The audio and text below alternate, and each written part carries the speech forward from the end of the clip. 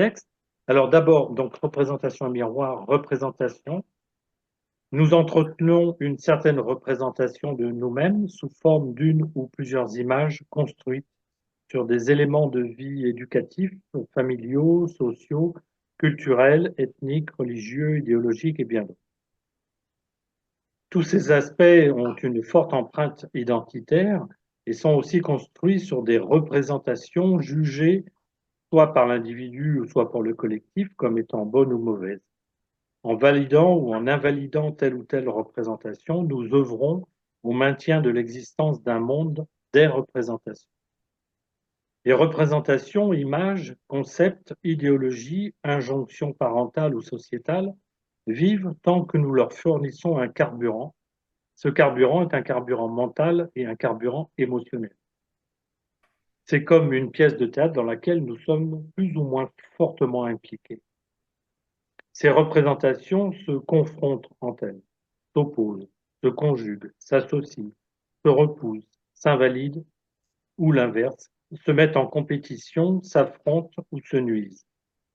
C'est le jeu de nos égos, c'est-à-dire de nos images personnelles que nous défendons bec et ongles et que nous cherchons à renforcer continuellement, car nous savons ces images périssables, attaquables et vulnérables. Elles le sont en effet car elles dépendent des autres, et ce sont les autres qui ont le pouvoir de les valider ou de les invalider. Les autres deviennent donc les miroirs dans lesquels je vais pouvoir regarder vivre ou mourir les représentations ou images de ma propre personne. Cette réalité ne peut engendrer que des recherches, soit d'alliance ou des conflits. Alors, deuxième chapitre, c'est le miroir. Donc, le monde relationnel devient donc le miroir permanent où se dansent les diverses représentations de notre personne. Je vis donc une pièce de théâtre, récitant un texte et endossant un costume qui est censé me faire apparaître comme beau, belle, intelligent ou intelligent, et surtout différent des autres. On reviendra sur cette notion de besoin d'être différent des autres, parce que c'est le cœur même de toutes nos rivalités, de toutes nos confrontations avec les autres.